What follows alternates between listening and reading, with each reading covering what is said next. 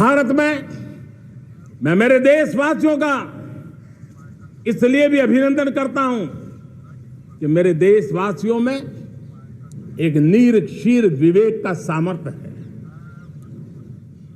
समस्याओं की जड़ों को समझने का सामर्थ्य है।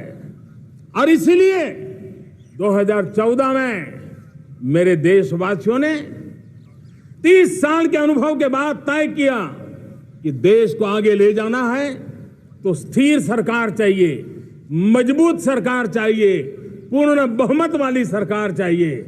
और देशवासियों ने एक मजबूत और स्थिर सरकार बनाई।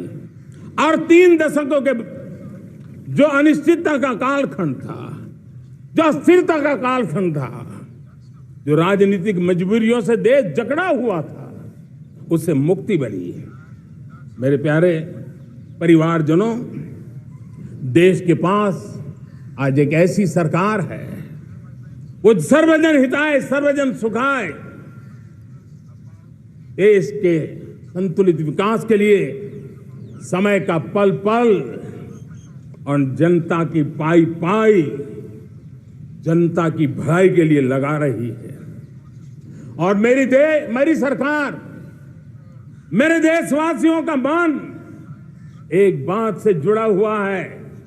हमारे हर निर्णय, हमारे हर दिशा, उसका एक ही मानदंड है, नेशन फर्स्ट, राष्ट्र प्रथम। और राष्ट्र प्रथम यही दूरगामी परिणाम, सकारात्मक परिणाम पैदा करने वाला है। देश में बड़े स्तर पर काम हो रहा है। और लेकिन मैं कहना चाहूंगा, 2014 में आपने एक मजबूत सरकार बनाई।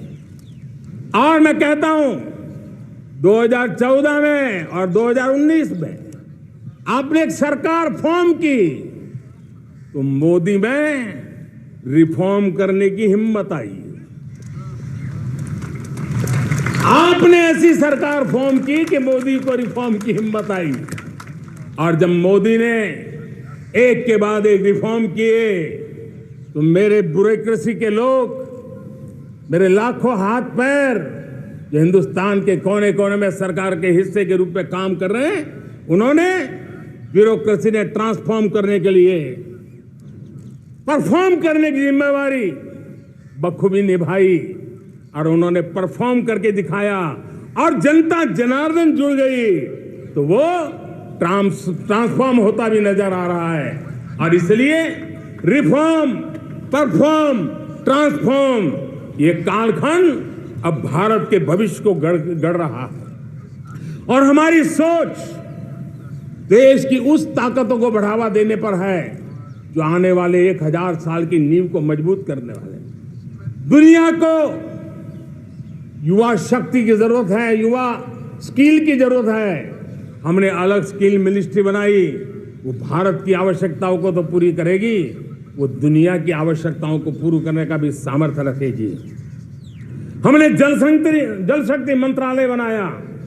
मंत्रालय की बनाने की रचना को भी अगर कोई एनालिसिस करेगा ना, तो इस सरकार के मन मस्तिष्क को बड़े अच्छे ढंग से आप समझ पाएंगे।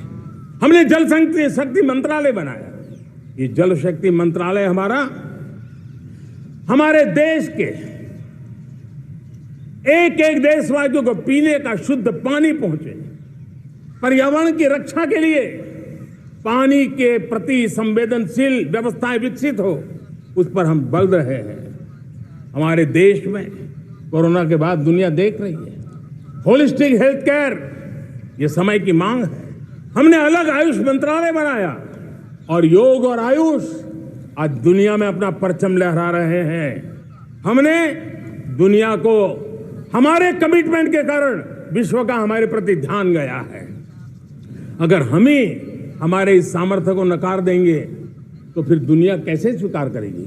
लेकिन जब मंत्रालय बना तो दुनिया को भी उसका मूल्य समझने आया। मत्स्य पालन, हमारा इतना बड़ा समुद्री तट, हमारे कोटि कोटि मछुआरे भाई बहन, उनका कल्याण भी हमारे दिलों में है।